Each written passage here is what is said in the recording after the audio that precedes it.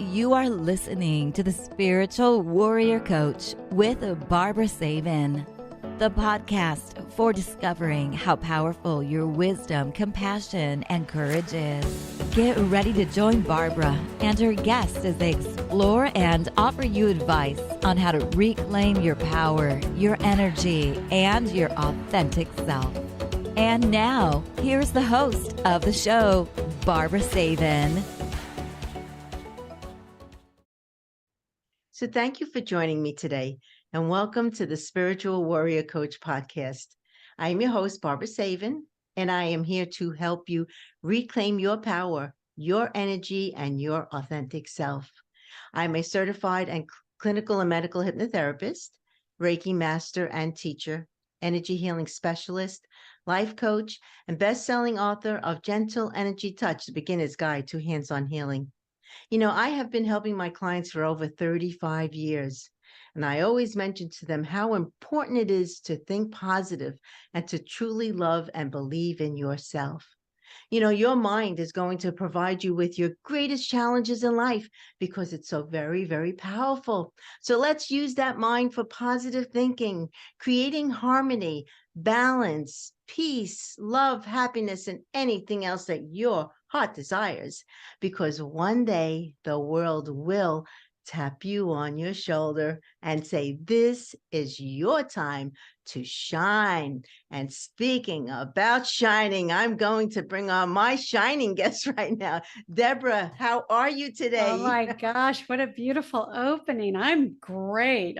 I'm right there in that positive thinking. Oh, what a beautiful introduction. Oh, well, thank you. Thank you for having me. I'm super grateful and blessed as always to share time and, share this energy, which I think is and I really... was so happy that you said yes to me. I says, oh my, she said yes. Oh, wow. Okay. Well, then it was meant to be. And I be. truly believe in that alignment, like when things are meant to be and when that shift happens. So thank you so much. Oh, you're welcome. So Deborah, let me tell my listeners about you.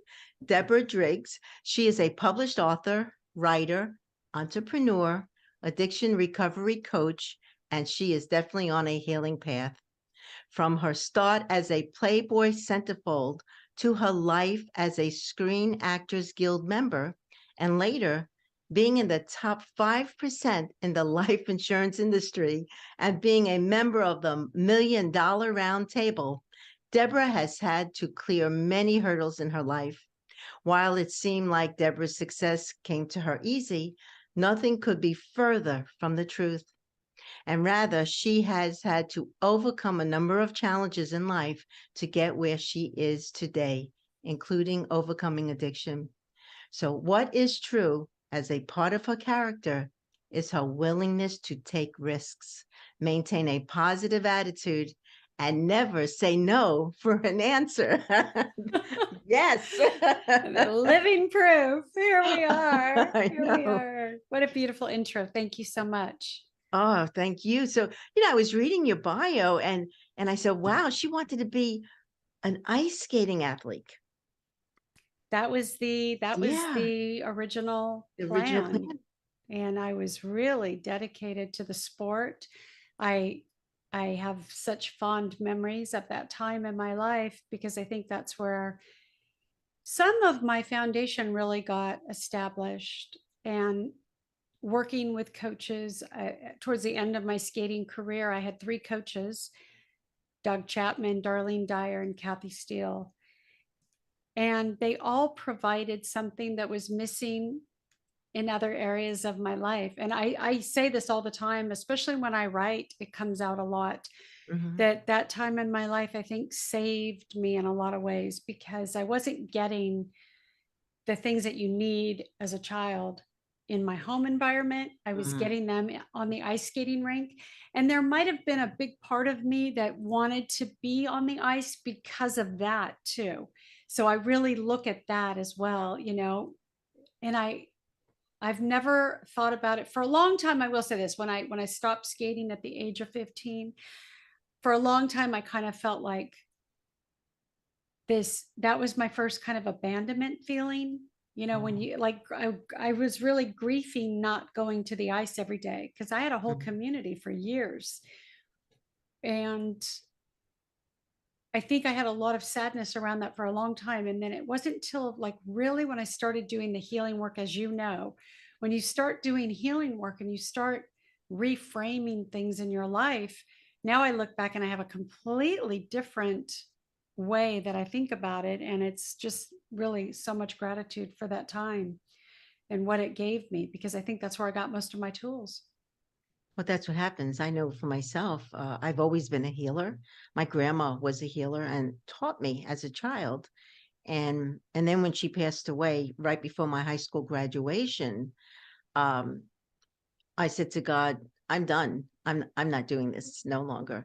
And it's amazing how life challenges actually get us back to where we need to go. And it took me many, many years to finally forgive me for being angry at her for dying, forgiving God because I always thought he took her from me, and just really saying to myself, I haven't been my authentic self, until I reached, my 40s. And so, yeah, it's amazing how when we look back and we say, wow, there was a reason for a lot of this. It's hard to understand many a times the reason, but it's there. And hopefully, we actually understand and we get it, and then we move forward in life. Yeah, it's so true. And I love how you've mentioned, because I think it's really important for people to hear that you didn't get to your authentic self until you were in your 40s. And I find that that is a very similar story with a lot of people. I know for me, it took my 50s. You know, I had a glimpse here and there of who I was authentically, but I was covering it and masking it with so many things that it took a long time for me to be able to just sit still with who I was. And like everything was okay. Nothing was going to happen bad to me, but I don't know what I was really running from something, and or a feeling. I just wanted to escape the pain so badly. But today it's like I can finally just be okay. And nothing else has to happen. Nothing. It's like I wake up, I do my thing, and we're good. It's real simple, right? And I just I work with two girls that are a lot younger than me right now. And I want, because I think people think I'm a lot younger than I look. Yeah, when you mentioned 50s, I said to myself, no way, she not 50s. I just turned 59. Wow. Yeah, Okay, good. 2 days ago, I just turned 59. Happy birthday. Thank you. Thank you. And so I think because I do come across, I have a young spirit, and I'm working with one lady who's 35 and another one who's a little bit younger. And I want so badly to shake them, because I can see them going down, and, everybody has their journey, and you want to, I can guide, I can't tell people what to do. And so I just guide, but I'll say, you might want to learn from the things that didn't work for me, because it took me too long to figure it out. And I'd really love it if you got it now, because you have like all this beautiful time ahead of you. And what I couldn't see in my 30s, I can see so clearly now. Oh yeah. But it's because I've done the work. Well, that's it. You mentioned, you've done all these years of healing and all of that. When you do that work, I think what happens, I don't know, and you tell me if this is true for you, but when I started on the journey of healing, I thought it was just going to be like, okay, I'll read a couple books and maybe I'll talk to a few healers and do a little therapy. I'm good to go. No. This is an ongoing journey. This is an ongoing exploration. And I just know that the longer I'm on the path, so to speak, or the longer I'm on this journey, more gets revealed. It gets more and more fascinating, and life just seems to get a little bit easier. And so why would I change anything?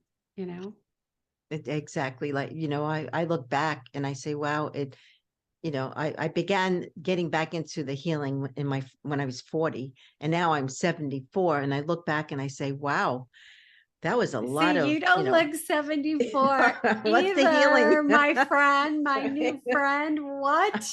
I would have 74. Never guessed that.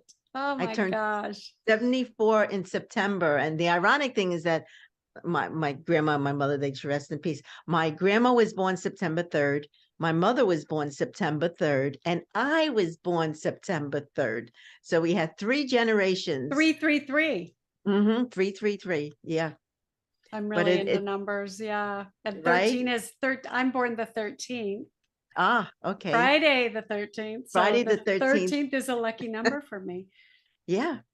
So yeah, it's amazing how when we finally look back and we say, okay, I understand.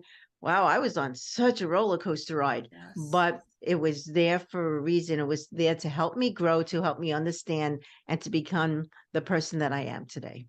Yeah. And that's exactly right. And it's, all the things that I thought were so devastating and unique, like all these things happened to me, and I was just in this unique spiral story. And it's like, there's nothing really unique about my story. It's my story. Just story. It's unique to me, but it's really not that unique. I have an addiction. I suffer from suicidal stuff when I'm in my addiction, not when I'm not in my addiction. I don't ever have those thoughts. But when I'm in my addiction, when I'm really deep in the ism of my addiction, it's ugly. It's a mental illness. It can take you out. And, I realize now that my real purpose, my real journey was to get sober so that I could be of service. And the interesting thing was, when you do the meditation, and that's what I said, you just get more and more excited about what it is that's happening, because I go, oh, and I have that aha, like everything lights up. It's like, I feel like the cartoon where the birds are flying, and it happens, but I'm in my meditation and I'm thinking about it. I'm reflecting. And all of a sudden, I realized I have been a teacher my whole life, because it started when I was young. My first little business, when I was in grade school, I think I was in 6th, 7th grade. My neighborhood was very Asian in Torrance, and they were all moving from Korea and Vietnam. They were moving to this little area that I lived in on Yukon Street in Torrance, and a lot of the kids could not speak English. So I would get the workbooks, make copies I was at a private Catholic school, and I'd come home and tutor all these kids to speak English. So I've been teaching from a very young age.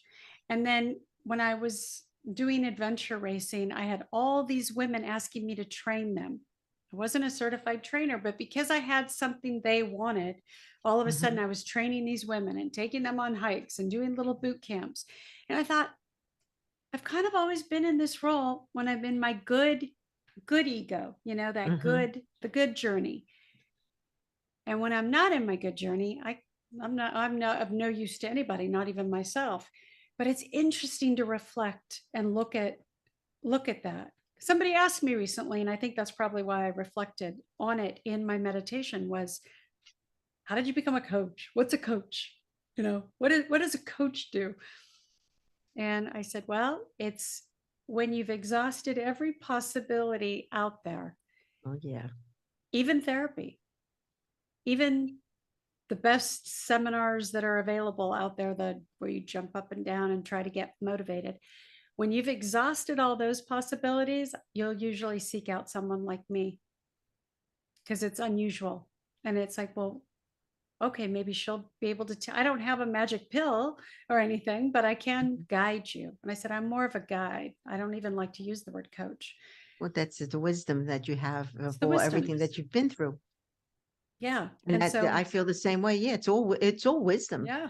It's not that we have all these degrees and everything. No, we have all the things that have happened to us for us to understand, to help others. Exactly. And the beautiful thing is that now I really I take a lot of extracurricular, things where I do get little certifications here and there. And just because I want to keep exploring and growing and learning. But the real where I really help people is when I go, I know what to do for that. Been there. I know how. I can tell you how to not take a drink today. I can tell you how to help with your relationship issues. I can tell you how to step back and wait 24 hours before you do anything. There's certain things that I just think now, the clearer I get, as you know, as a Reiki healer, when you're helping other people's energy, because I've had Reiki done, a good Reiki healer has very good energy. Mm-hmm.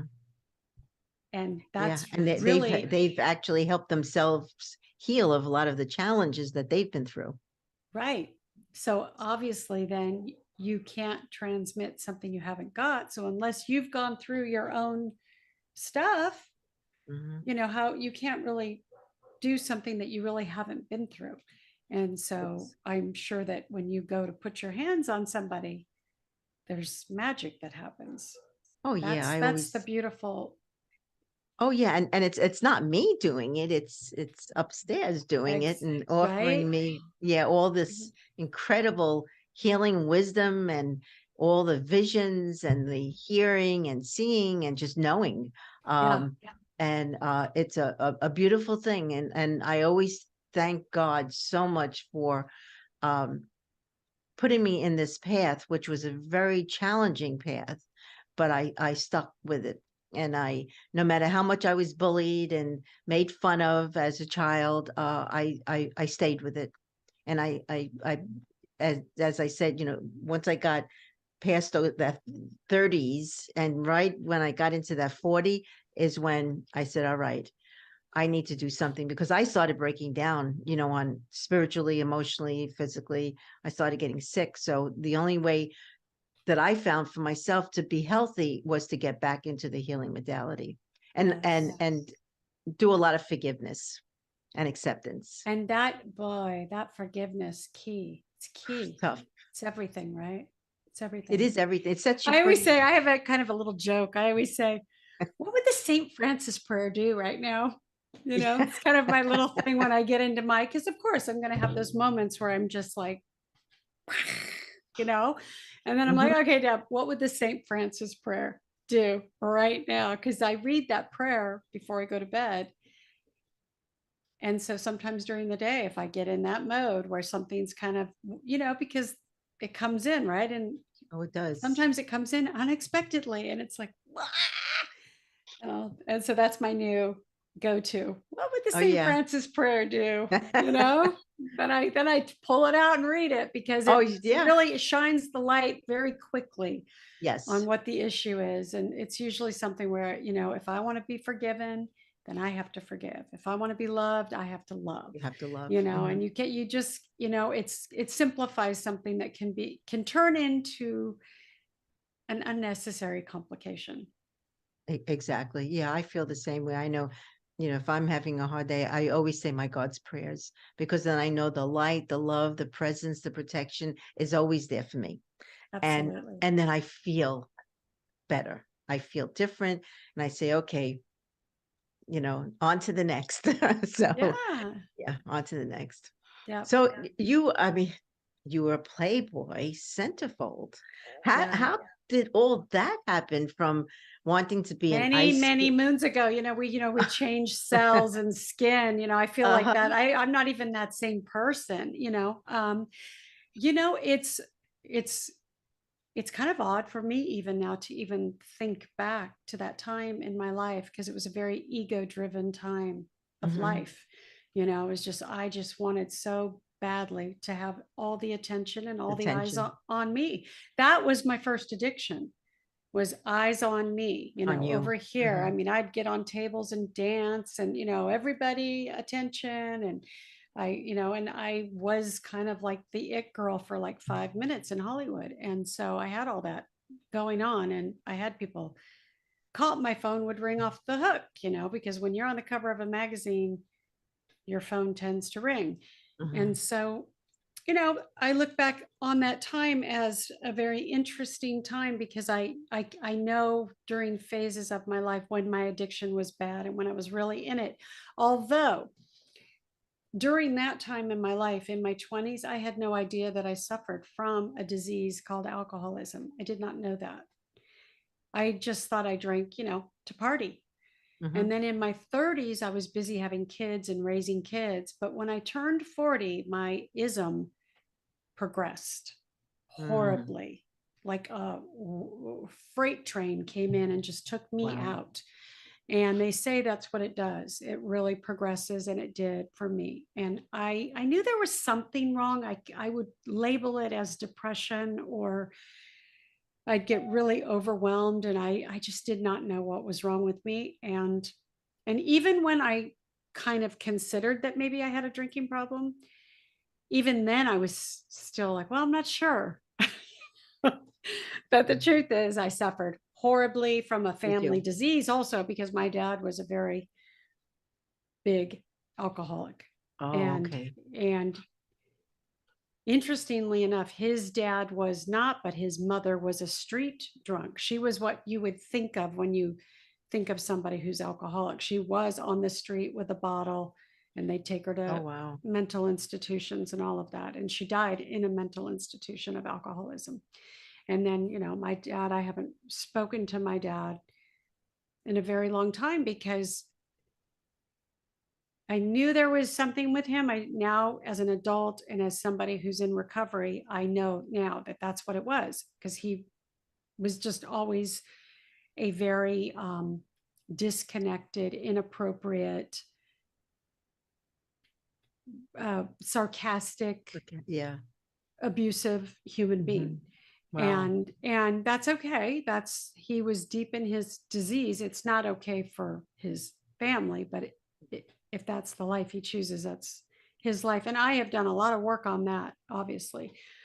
But I will say that even when I started kind of thinking I might have that, then I no, that can't be it. It's something more, And so, as I went on my journey, which, this disease almost took me out a couple times, where I just, oh, wow.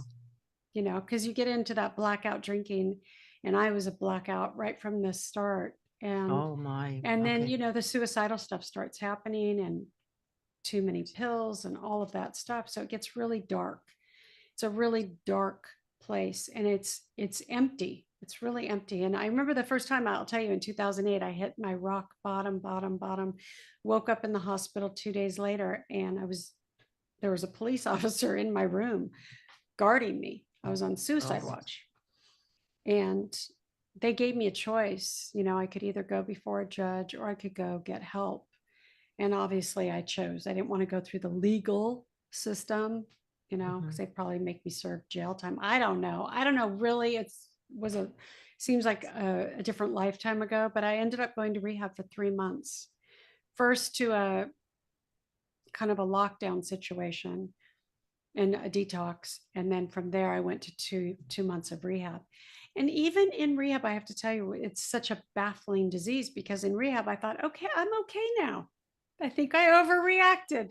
We're all good. Like, I just needed a break from my life. Now I'm okay. I mean, denial, like huge denial.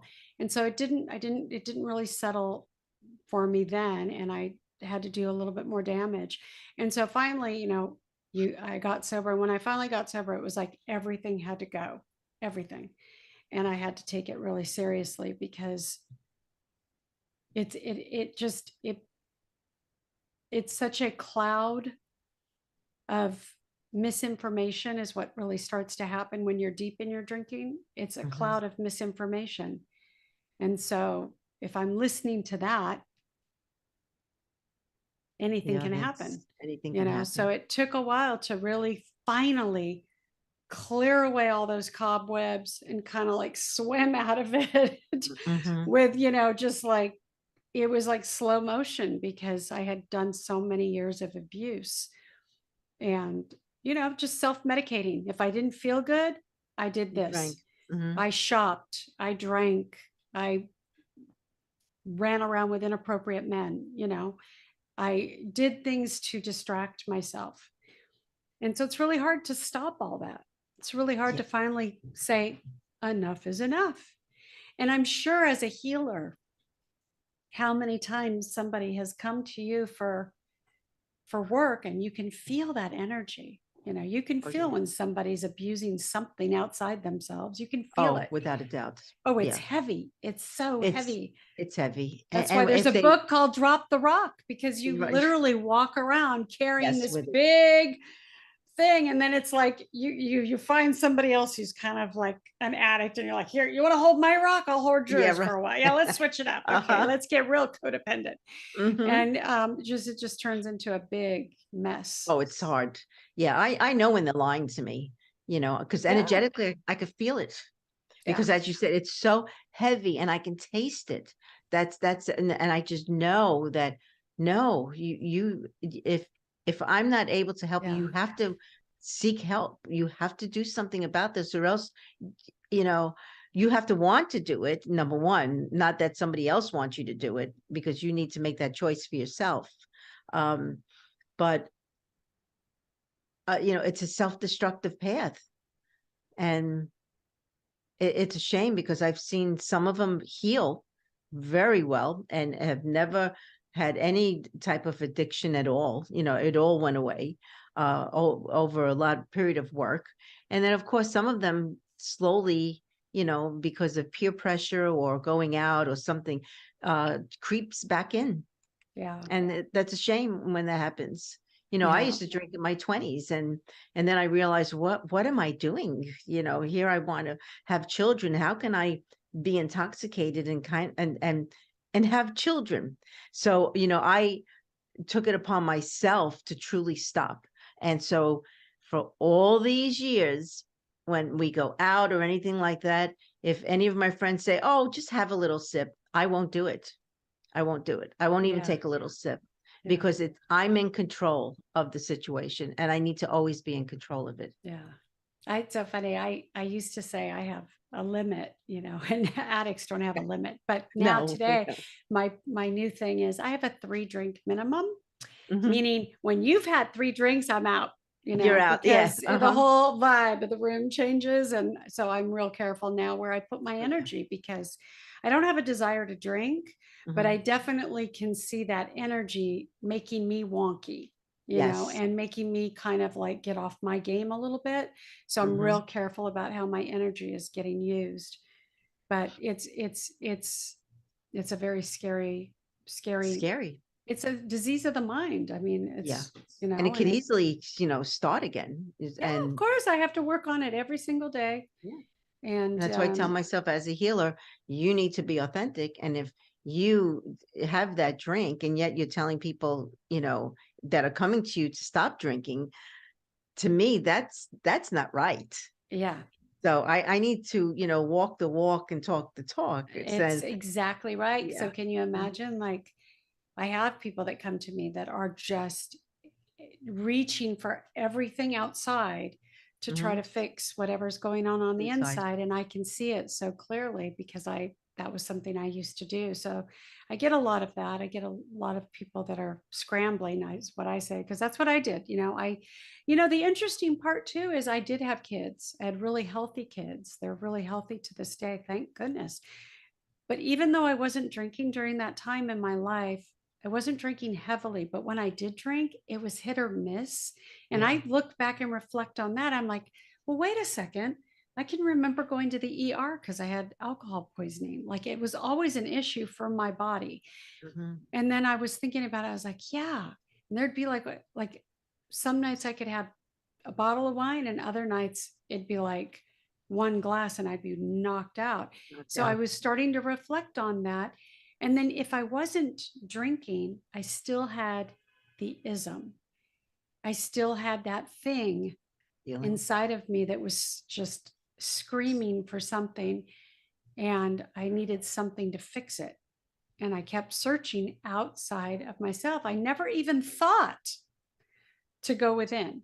I never even thought of it. I did yoga. I did do yoga, and I did do adventure racing, and that helped for that time period. But then once I stopped, it came back. And I look at that pattern and I think, wow, it was there the whole time. And I didn't know. We didn't know. Yeah, I did my work too. And once I did my work, a lot of my physical ailments actually cleared themselves, because it was all, here, mental and emotional. Oh, yeah. It's amazing. It's just amazing. It's so, of course. I like to say, of course. Yeah. So, wow. So, I mean, So I know you were in movies also. So how did you like put that aside, all that, and then you also got into the insurance company? Well, Your that insurance happened business. out of desperation. So what had Okay. happened was at 40, I got divorced and I had 3 young children, and I had to reinvent myself, and I had no idea. I'd never really worked a job. So I say that, because I'd always been in the entertainment world somehow. And I grew up in the entertainment. I was a dancer, then model, then actress, doing commercials, worked on the fashion channel. I had all that stuff, but that doesn't really serve you at 40 years old when you're having to feed 3 kids. You can't just jump back into a career. And so I did sporadic jobs here and there, but I had to really get serious. So I first got my real estate license, and then 2008 happened. So that was kind of a wash. And I think it was in 2010, I got my life insurance license. I aligned myself with the best insurance brokerage in Beverly Hills. And by 2012, 13, I was like the #1 life agent for Wow. 3 years in a row. I did really well. And it's really, I attribute it to the fact that I called every single person in my phone. And then I would say, if you don't want to do your insurance, would you at least refer me to a couple people that I could meet with and have lunch with? And I just kept going until yeah. And so I really built that business with really just hustle, persistence, and aligning myself with the right people, because I wasn't an expert at insurance. What I was an expert in was networking and bringing people to the table. And so that was the gift that I had. That was my, whatever you want to call it. That was my. So that's why you don't take no for an answer then. No, I used to say, actually, I had a little stint where I worked for a print company in New York, and I did all their procurement, and that job was really taught me a lot, because first I had to live in New York. And if you've never lived in New York, I highly recommend everybody lives in New York in their 20s for 1 year, because that was total hustle. And people are not late in New York. And if you're not early, you're late.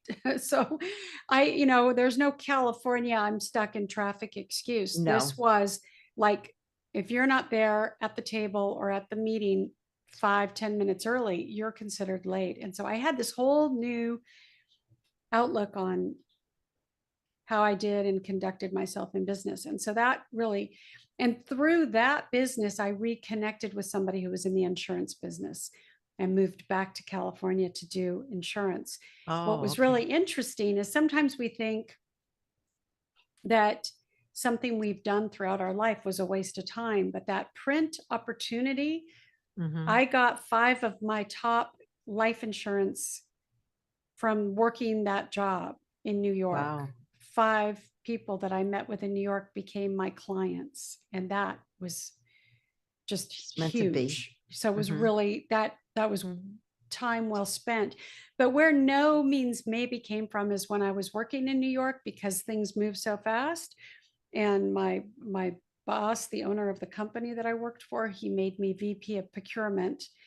Basically, he made me VP of hustle and networking. And we would say, when we'd have our meetings, we'd go through the list of all the potential things that I was working on. And I'd say, this person said no, my thing was that I always go, well, next, because they'll come back around. Yeah. So let's just put it here. Yeah. They'll come back around. And the really cool thing is how I know this works is, it took me a while to get into Revlon. And I finally got in. I had a friend who was very good friends with Ron Perlman, who's the CEO, founder of Revlon. And she said, well, let me see what I can do. I said, look, I don't need to meet with him. He's the owner of the company. I just need to get in with procurement. And I spent like 2-3 weeks, kept checking back with her. And she finally called me. She said, he'll give you 10 minutes. I said, who he? Ron Perlman. He'll give you 10 minutes. I said, Ron Perlman's going to give me 10 minutes. So he did. I literally showed up to his office. They put me in a room with his assistant and they said, Mr. Perlman will be in a few minutes. And he came in, he goes, okay, what do you got? And I literally did a 5-minute pitch, not a 10-minute pitch, because I was like so scared. So I did a 5-minute pitch. I said, I just need to get to your head of procurement, da, da, da, da, da. And I pitched the product. And he said to his assistant, get her a meeting with so-and-so. And the gentleman's name was Ronald. The reason I was going to tell you the story is because Ron, not Ron Perlman, but the person that he introduced me to, it'll come to me, but we met. He was the head of procurement and he knew that I got in through, and people they don't like that. They like you to have to work really hard to get to them. Mm-hmm. And I got in pretty easily. And so, so he kind of, shopped me around procurement and tossed me around. And I said, just let me have one project. Mm-hmm. Let me prove myself to you. And then we'll go from there. Anyway, cut to, didn't do a lot of business with them. Didn't ever really pan out. But when I moved back to LA, this is where I get no means maybe. I moved back to LA. That head of procurement, I can't think of his name right now for some reason, but he reached out to me on LinkedIn. And he said, wow, I see you're doing really well in LA and you're in insurance now. I just moved to LA. I'm no longer working for Revlon. I'd love to meet you and have a cup of coffee. Wow. Gee. This is somebody in New York that did not want to do business with me. You see, and this is why I say no means maybe.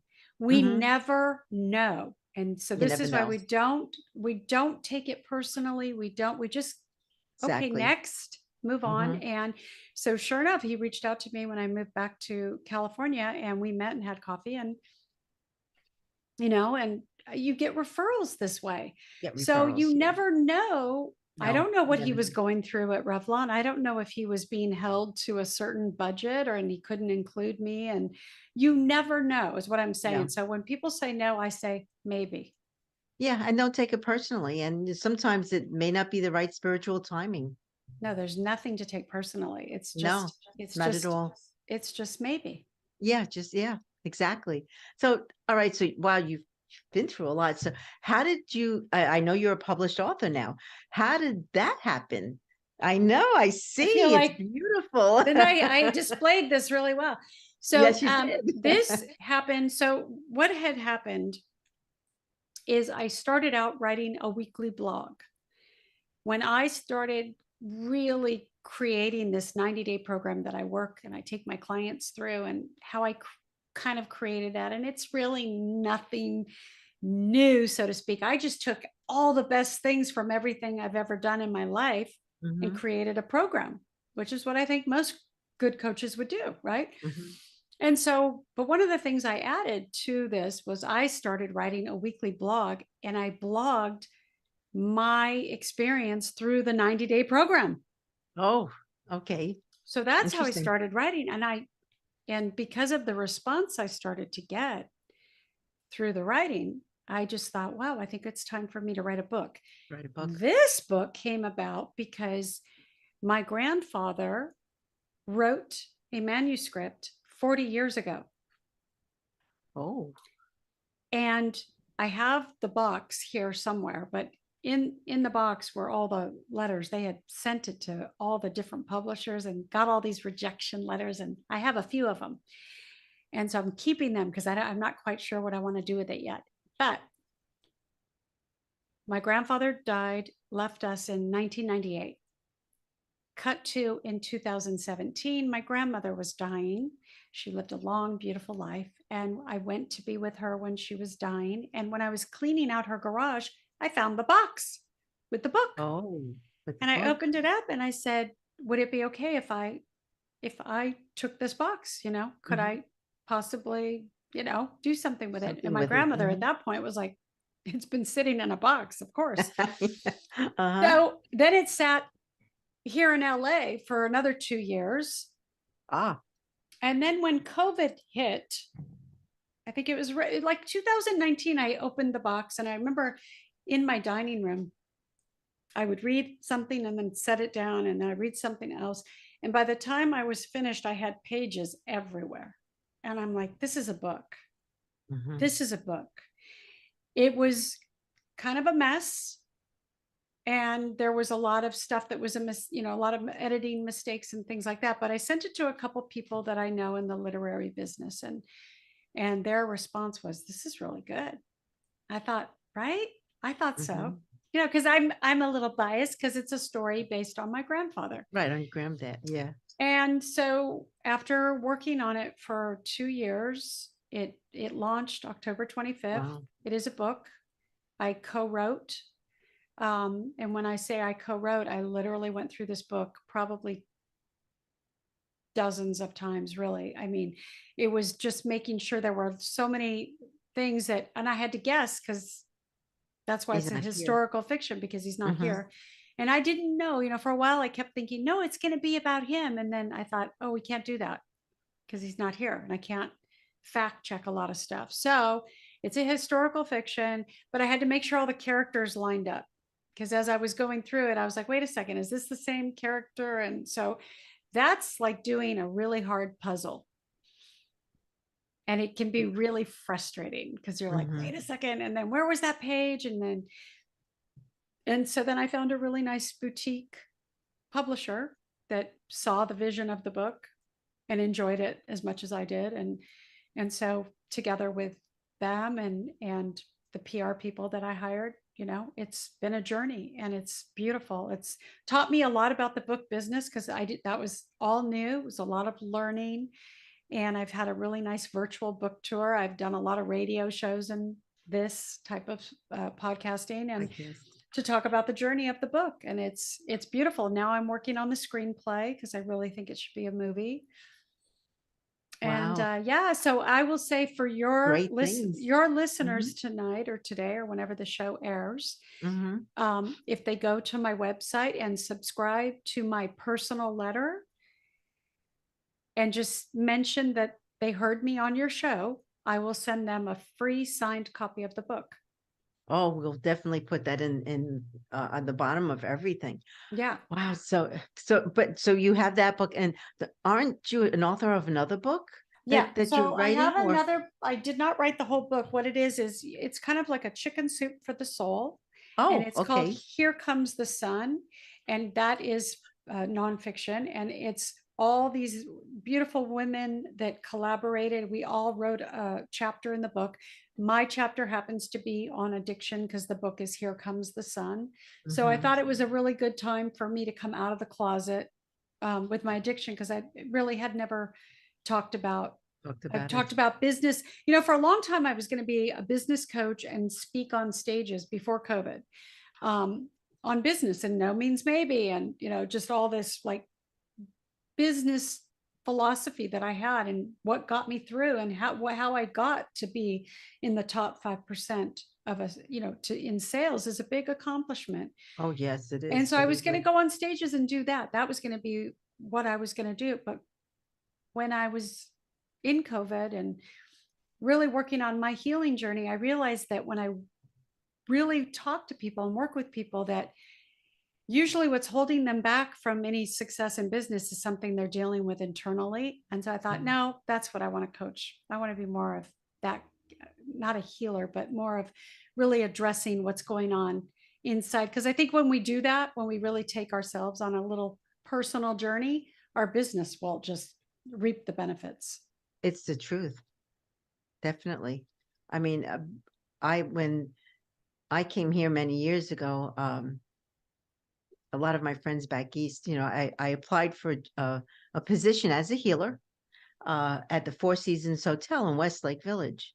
And they were opening California Health and Longevity Institute. Oh, yes, I know it. Right. So, well, I was the healer there for 15 years. So, okay. So you are very familiar then with the ranch. Yeah. Yeah. Oh, the ranch. Oh, of course. I was the healer for the ranch. They would come to the hotel and I would see them Thursday, Friday, Saturday, and Sundays. Yes. Yeah. Because I've been to the ranch several times. And what I would do is I wanted to do both. So I'd start out at Westlake and do the 4 days and then go to Malibu. Oh, so the Malibu. So I'd get a good, 12 days in of that. And so I know that whole thing really well. So yeah, it's a small world. Yeah, it's a small world. So he had interviewed, about 100 people, and my friends Becky said, "Oh, they'll never hire you. You're too Brooklyn and blah blah blah." And I had a lot of experience with 9/11 and a lot of with cancer patients. I did a lot back east, and my interview was like an hour and a half, and I figured, oh, this could be good. And I remember getting up and looking at Dr. Tan at the time, and I said, Dr. Tan, you should hire me. And he looked at me with a smile. He said, well, why would I hire you? I said, because I'll always come from love. And he looks at me, he says, I shouldn't tell you this, but right now you're my number one, but I have 30 more people to hire. And interview. Yes. At the interview. Oh, wow. I know. And so I said to him, all I'm asking is if it's yes or no, just please call me. And he looked at me and says, I promise I will call you. So like it was about maybe 2 or 3 weeks later, the phone rings and I see it's the Four Seasons. Now my heart is like pounding like crazy. But before I answered the phone, I says, God, if this is meant to be, if I'm supposed to be there, it'll happen. So he, we chat a little bit and he says, I really don't know how to tell you this because I know I told you were my number one when, you started. And I said to him, Dr. Tan, it's okay. It's okay. He's all right. He said, well, I feel better now that you're telling me it's okay. He says, so do you think you could start tomorrow? So, and that was my journey with CHLI. I mean, unfortunately, they went out of business last year, but I did the ranch. I did a lot of the Fortune 500 companies. I mean, it was an incredible journey for me, and it made everything that I was doing, it finally made it real. Because here I was in a facility that accepted what I was doing. Yeah. There was a woman that I worked with. I'll never forget this. You might remember her name. I can't think of it right now. But she was a therapist or a counselor. And they offered that when you were staying at the 4.0 that you could work with her. And I can't think of her name, but I said, oh, Alana? Yes. Alana. And you know what's funny? Uh-huh. This is why I just believe in like this wave of energy and serendipity, because I knew her from where my kids went to preschool in LA. Oh, she was very good friends with one of the moms that was the mom of, one of my kids' friends in preschool. I said, wait a minute, I know you. Because I walked in the room and she told me her name and I went, wait a minute, I know you. And I'm like, what a small world. But anyway, she ended up helping me with this would have been probably 6 years ago. And she helped me with a situation that I was dealing with. My youngest daughter was moving back from Texas to live with me, and I had to work through something. And I thought, well, what harm would it do? I might as well talk to this person that I don't know and get an outsider's opinion. And she ended up really helping me. We spent like an hour and a half together. It was really fun. Oh yeah, her and I, we always got along so well. I mean, she's lovely. Sit and just chat forever. So, which was a beautiful thing, but yeah, Alana. Yeah.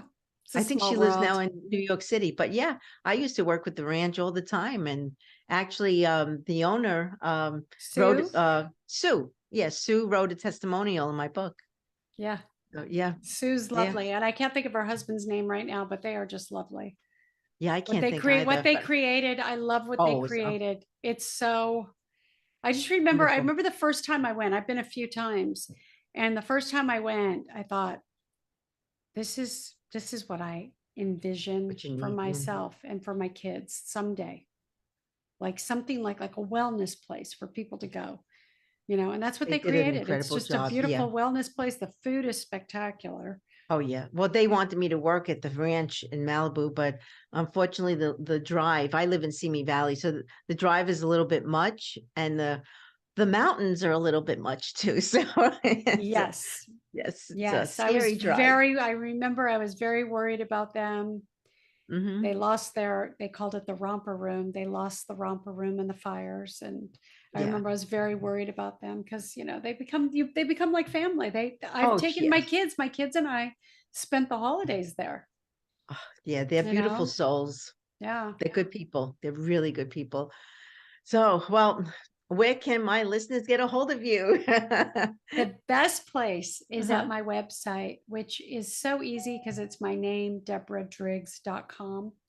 I'm pretty Okay. easy to find on the Mhm. internet. So yeah, my name, DeborahDriggs.com. Again, if anybody's listening right now, I would love to send you a signed copy of my book. And to do that, you just subscribe to my personal letter and let me know just when you subscribe, if you can put a little note, or I'll see when it comes in, and then I'll just say, "Did you hear me on the show?" And I'll ask, and then I'll send you a signed copy of the book. But yeah, just subscribe to my personal letter. I'm pretty good about reaching out to people, and um, I Yeah, kind I of keep received track. one of your letters the other day, the newsletter. I can't wait to read it. It's all about healing. Yeah, Yeah. And I says, oh, yeah. I got to read this one. Yeah, it's Uh-huh. probably about my healing club because I'm going to meet with people now twice a month via Zoom, and so I'm inviting my all my followers for the last 2 years. Like I never thought I was going to do that, but now I've decided to do it,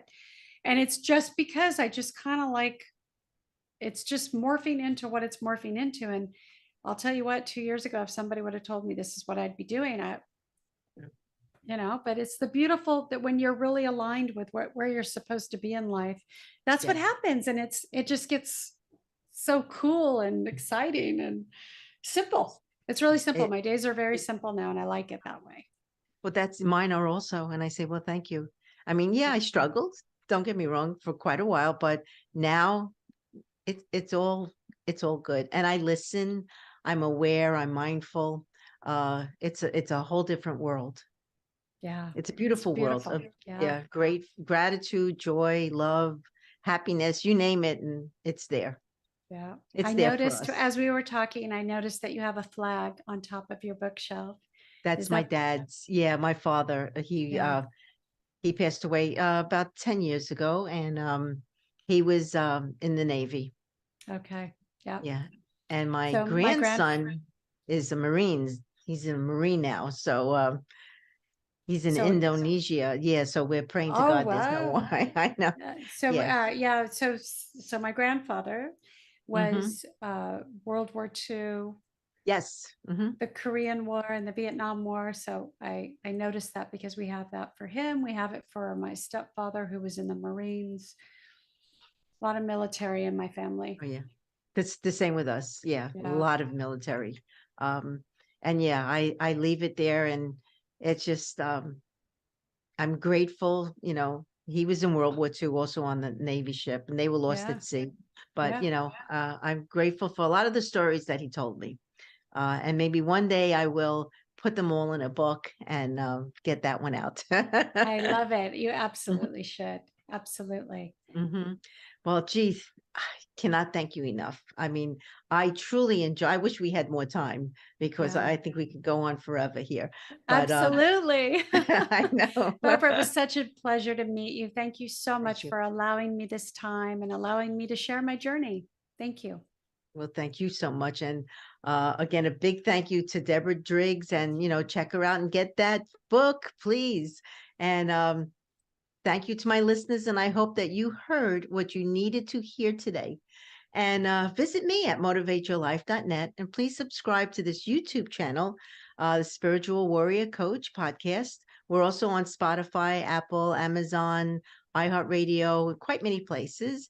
And for those of you may be interested in learning energy healing, check out my book, Gentle Energy Touch, Beginner's Guide to Hands-on Healing. It's on Amazon. So I would like to leave all of you with this positive affirmation.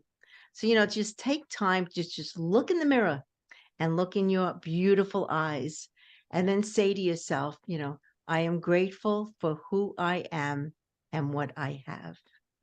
So thank you all for listening and have a beautiful week filled with love and with light. Love, Barbara.